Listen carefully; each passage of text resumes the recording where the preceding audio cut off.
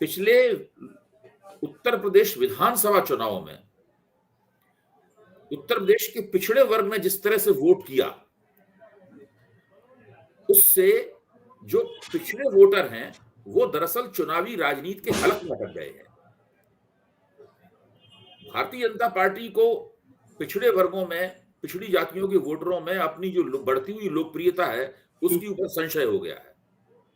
तो भारतीय जनता पार्टी के सामने चुनौती ये है कि वो पिछले उत्तर प्रदेश विधानसभा चुनाव से पहले जिस तरह पिछड़ी जातियों का एक बड़ा हिस्सा उन्हें वोट देता था, वो उस तरीके से उनके वोट ले पाएंगे या नहीं ले पाएंगे। इसलिए वो हर तरह का ऐसा उपाय करना चाहते हैं जिससे वो उन वोटों को फिर से अपनी ओर खींच सके। दूसरी तरफ अखिलेश यादव हैं और बिहार के इस तरह के नेता हैं।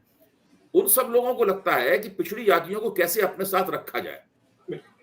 उत्तर प्रदेश विधानसभा चुनाव में अखिलेश यादव ने पिछड़ी जाति की जो एकता बनाई थी, जिसमें वो कामयाब रहे, मैं ये कहूंगा, मैं उन्हें श्रेय देता हूं कि उसमें वो कामयाब रहे, और उस एकता के साथ में मुसलमान वोटों का एक अभूतपूर्व ध्रुवीकरण भी हुआ, जिसकी वजह से उन्हें आकर्षक, चुनाव नहीं जीत पाए, चुनाव जीतने से वो बहुत पीछे रह गए, लेकिन उनके परिणाम सम्मानजनक रहे और आकर्षक रहे। एक तरह से देखा जाए तो समाजवादी पार्टी ने दोबारा अपने आप को उठाकर उस चुनाव के जरिए खड़ा कर लिया। लेकिन उसके बाद से क्या हो रहा है कि वो तमाम पिछड़े समुदाय जो अखिलेश यादव के बुनियादी जनाधार साथ, यादव आधार के साथ जुड़ गए थे, वो धीरे धीरे कर या तो उनसे अलग हो रहे हैं या अलग होने की परिस्थितियां बन रही हैं। ओम प्रकाश राजभर अलग हो गए, तो वो वैसी परिस्थितियां बन रही हैं। तो अखिलेश के सामने ये चुनौती है कि जो पिछड़े वर्ग की एकता उन्होंने विधानसभा चुनाव में कायम की थी, उसको वो लोकसभा चुनाव तक कैसे कायम रख पाए, ये उनके सामने भी समस्या है। तो अब दोनों ही पक्ष तरह तरह की राजनीतिक युक्तियों का निर्माण कर रहे हैं। अब मैं आपका ध्यान दिलाना चाहूंगा भारतीय जनता पार्टी उत्तर प्रदेश की उस 81 पेज की रिपोर्ट की तरफ, जो कि उन्होंने तैयार करके प्रधानमंत्री कार्यालय को भेजी है। जब उत्तर प्रदेश में चुनाव जीत गए और उसका पूरा समारोह हो चुका और आदित्यनाथ जी ने मुख्यमंत्री पद की दोबारा कमान संभाल ली, उसके बाद प्रधानमंत्री दफ्तर ने उत्तर प्रदेश भाजपा से पूछा कि जरा आप ये बताइए, हम चुनाव तो जीत गए, लेकिन आप इसका तो तफसील से कारण बताइए कि हमारे एक उप मुख्यमंत्री चुनाव क्यों हार गए, हमारे इतने मंत्री चुनाव क्यों हार गए, हमारी 65 सीटें क्यों कम हो गई, इसके कारण के बारे में कुछ बताइए। तो उत्तर प्रदेश भाजपा ने एक रिपोर्ट तैयार की, जो 81 पेज की रिपोर्ट है, जिसकी एक कॉपी भाजपा के अध्यक्ष जगत प्रकाश नड्डा को भेजी गई और बाकी प्रधानमंत्री कार्यालय को ये रिपोर्ट भेजी गई। इस रिपोर्ट में साफ तौर पे कहा गया है, दो बातें कही गई हैं जिसको लेकर भाजपा का माथा ठनका है।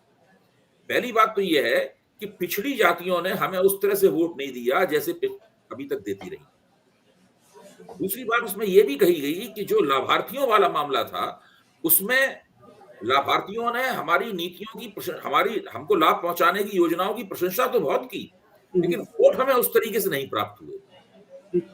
तो यहां पर भाजपा को लगा कि पिछड़ी जातियों के वोट उस तरीके से उन्हें मिलना सुनिश्चित नहीं है जिस तरीके से ऊंची जातियों के वोट उन्हें मिलना सुनिश्चित है। पिछड़ी जातियों के वोट जिस तरह आते हैं उस तरह जा भी सकते हैं। अब फिर भाजपा ने सोचा कि भाई कोई ऐसा तरीका अपनाया जाए जिससे हम पिछड़ी जातियों की दुनिया में दोबारा घुसपैठ कर सकें और फिर से उन्हें अपनी ओर खींच सकें।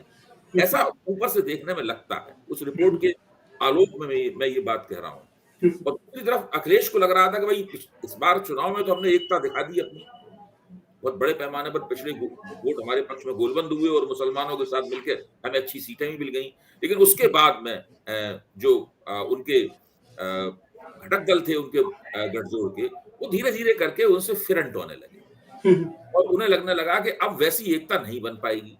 चुनाव में ये भी देख चुके हैं कि विधानसभा चुनाव में जितने पिछड़े जातियों को वोट मिलते हैं, लोकसभा चुनाव में स्वाभाविक रूप से कम हो जाते हैं, क्योंकि वोटर नए तरीके से सोचता है। यादव वोट भी उतने नहीं मिलते इतने के विधानसभा चुनाव मिलते, लोकसभा चुनाव में कम हो जाते हैं। तो उनके सामने भी एक चुनौती है।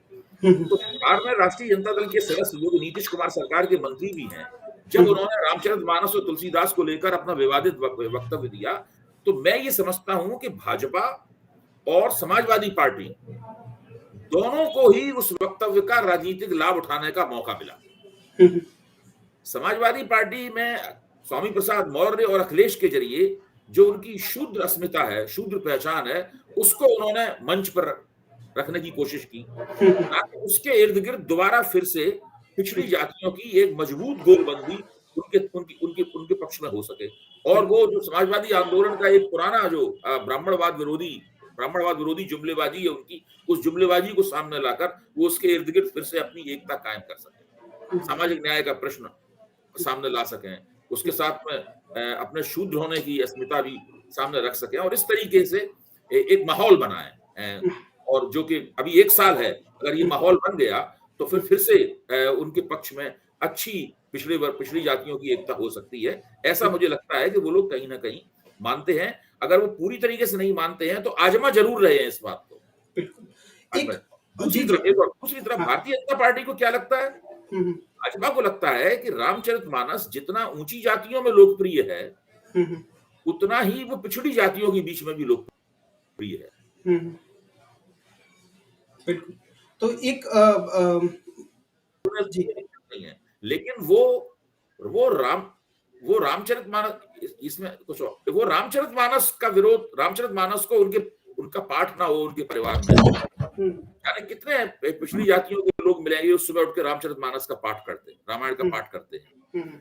तो वो वहाँ पे जो उसकी उसकी मान्यता है, उस मान्यता का भी वो लाभ उठाना चाहते हैं और जो पिछड़ी जातियों की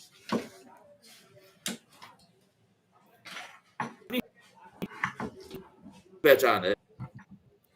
इस तरीके से करके वो पिछड़ी जातियों का जो हिंदू पक्ष है, हिंदू सनातनी पक्ष है, वो उसको प्रमुखता देना चाहते हैं और इस तरीके से दोबारा उनके साथ में एक हिंदुत्ववादी संपर्क करना चाहते हैं। तो मुझे लगा कि इसके इसके इसके इर्द-गिर्द होने वाली चुनावी राजनीति कुछ इस किस्म की है।